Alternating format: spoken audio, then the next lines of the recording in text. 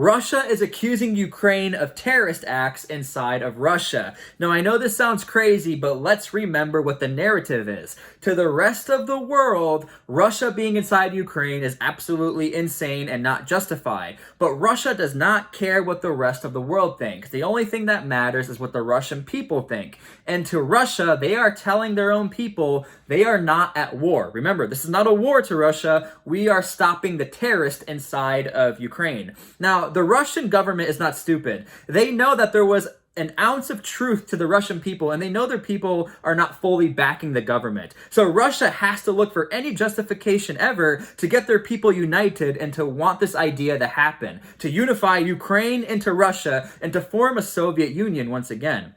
So here's what the news story is. 2 helicopters flew into Russian territory and took out a fuel depot in Belgorod, Russia. Now, to Russia, this sounds like the ideal thing to tell their own people because, man, for a terrorist group to have helicopters to fly into our country and to take out our fuel that we use for our cars and for our military to stop those terrorists, wow, that's a massive news story to Russia, right? It is, but to the rest of the world, what are we supposed to believe? Because Ukraine is saying they didn't do it, and since most of the world is on Ukraine's side, we have to believe them at face value. But Russia, again, they don't care what they are saying, and Russia will do anything it takes for justification. So let's put this all in context. Last March, there was an incident where Russia got caught taking out a hospital with pregnant women and children in it. And it was a really big news story, but Russia now has justification as to why they did that. Look at this, straight from the Wall Street Journal. This is what Russia is saying. Ukrainian military personnel held at least 100 civilians inside the Mariupol maternity hospital, including pregnant women and at least 40 children, the Russian agency said.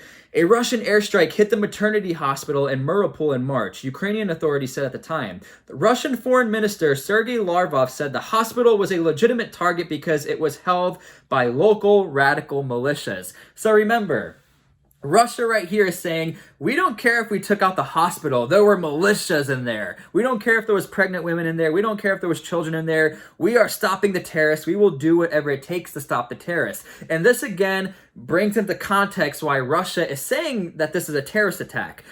Terrorists do not fall under the international humanitarian laws. So that means Russia can do whatever it takes to escalate or to do whatever it takes to stop Ukraine from defeating Russia, because right now Russia's not doing so well in Ukraine. There was evidence all over. Russia logistics is doing horrible. They still do not have total air superiority, and Ukraine is on the offensive. Also, at the time of making this video, Russian troops look like they are abandoning Kyiv, Ukraine, going back into Belarus, and they probably will regroup and try to do a counteroffensive.